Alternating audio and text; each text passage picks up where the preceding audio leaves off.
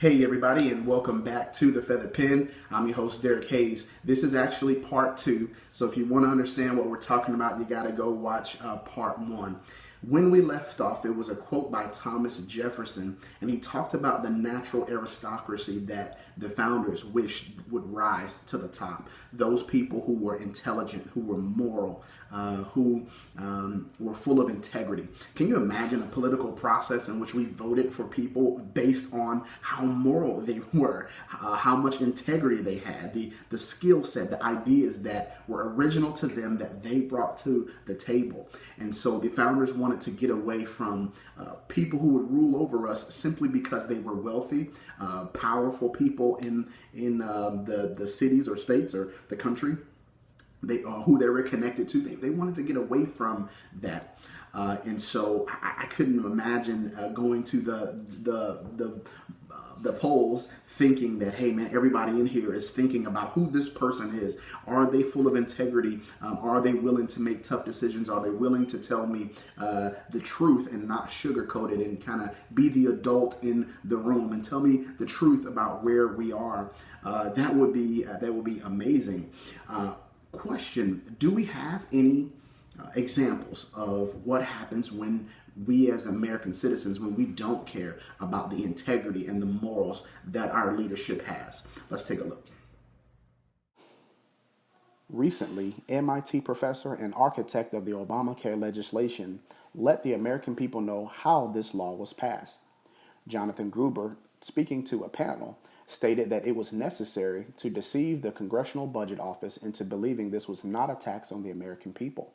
He also stated that if the American people knew this was a way for healthy people to pay in while sick people got money, it would never have passed.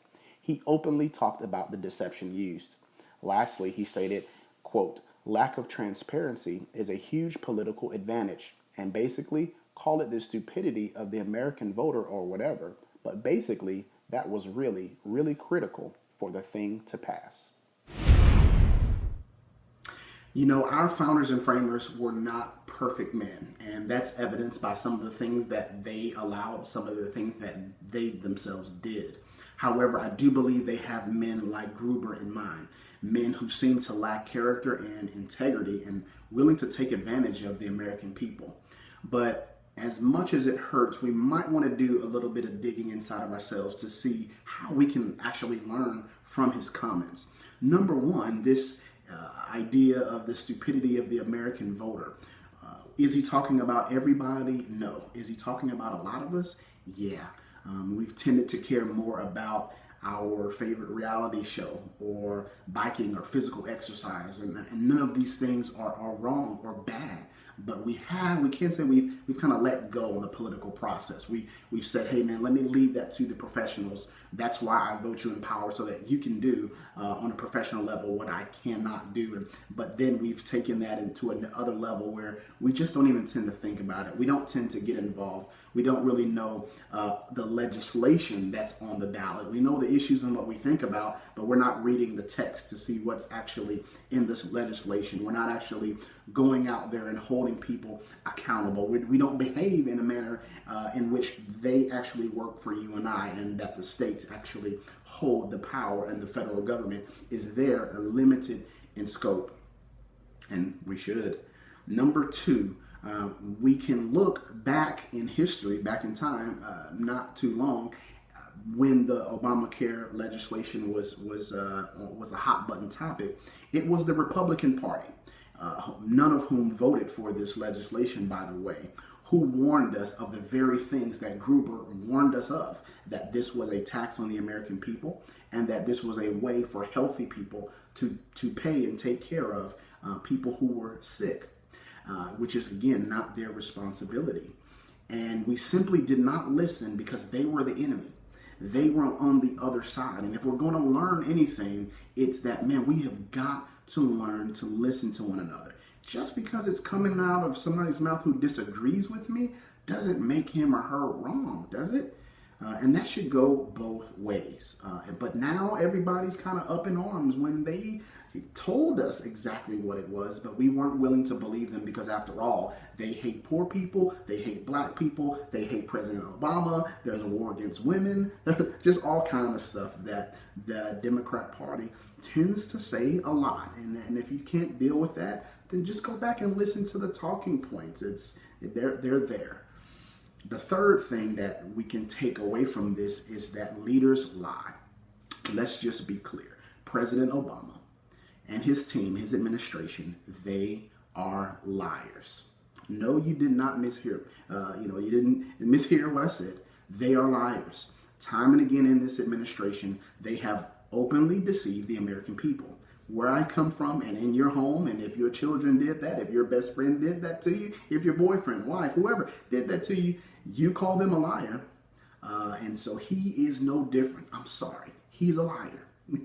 He purposely deceived you and I. I'm not sure. I don't know the guy. I don't know if that's how he runs his personal life. But what I can say is how he's chosen to run his administration.